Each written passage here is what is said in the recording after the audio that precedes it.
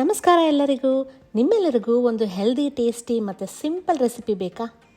ಇದು easy to make, super nutritious ಮತ್ತು ರೊಟ್ಟಿ, ಚಪಾತಿ, ದಾಲ್ ರೈಸ್ ಜೊತೆ ಪರ್ಫೆಕ್ಟಾಗಿ ಸೂಟ್ ಆಗುವಂಥ ಆಲೂ ಬಿಂಡಿ ಫ್ರೈ ಮಾಡೋದು ಹೇಗೆ ಅಂತ ನೋಡೋಣ ಬನ್ನಿ.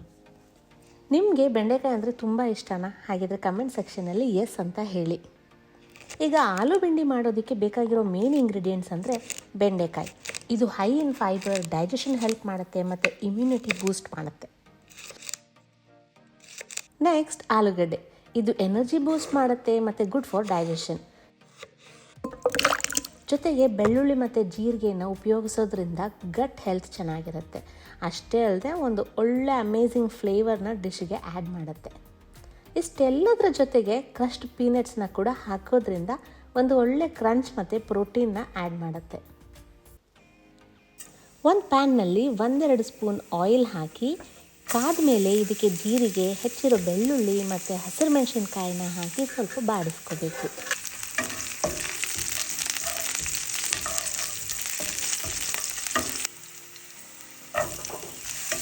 ಈಗ ಇದಕ್ಕೆ ಹೆಚ್ಚಿರೋ ಈರುಳ್ಳಿನ ಹಾಕಿ ಸ್ವಲ್ಪ ಸಾಫ್ಟ್ ಆಗೋವರೆಗೂ ಬಾಡಿಸ್ಕೊಳ್ಳಿ. ಆಮೇಲೆ ಹೆಚ್ಚಿರೋ ಆಲೂಗಡ್ಡೆ, ಹಿಂಗು, ಉಪ್ಪು, ಅರಿಶಿನ ಪುಡಿ ಹಾಕಿ ಮಿಕ್ಸ್ ಮಾಡ್ಕೋಬೇಕು.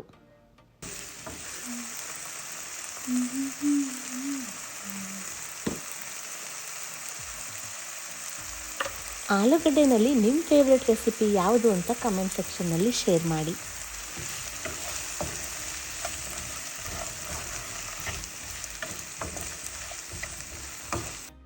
ಈಗ ಇದನ್ನು ಕವರ್ ಮಾಡಿ 7-8 ನಿಮಿಷದವರೆಗೂ ಕಮ್ಮಿ ಊರಿನಲ್ಲಿ ಕುಕ್ ಮಾಡ್ಕೋಬೇಕು.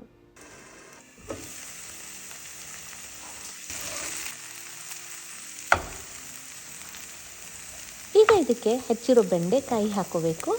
ಬೆಂಡೆಕಾಯಿ ಹಾಕಿದ ಮೇಲೆ ತುಂಬ ಮಿಕ್ಸ್ ಮಾಡೋಕ್ಕೆ ಹೋಗಬೇಡಿ, ಜೆಂಟಲಾಗಿ ಮಿಕ್ಸ್ ಮಾಡ್ಕೋಬೇಕು.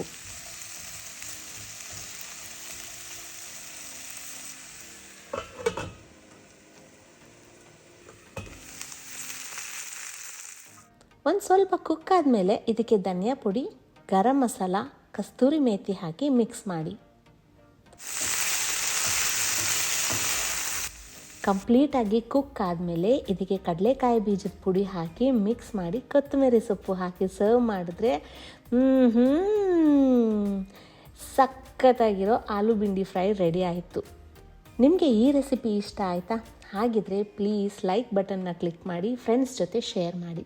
ನೆಕ್ಸ್ಟ್ ರೆಸಿಪಿ ಏನು ಬೇಕು ಅನ್ನೋದನ್ನು ಕಮೆಂಟ್ ಮಾಡಿ ತಿಳಿಸಿ. ನಾವು ಖಂಡಿತ ಆದಷ್ಟು ಬೇಗ ಆ ರೆಸಿಪಿನ ನಿಮ್ಮ ಮುಂದೆ ತರೋ ಪ್ರಯತ್ನ ಮಾಡ್ತೀವಿ.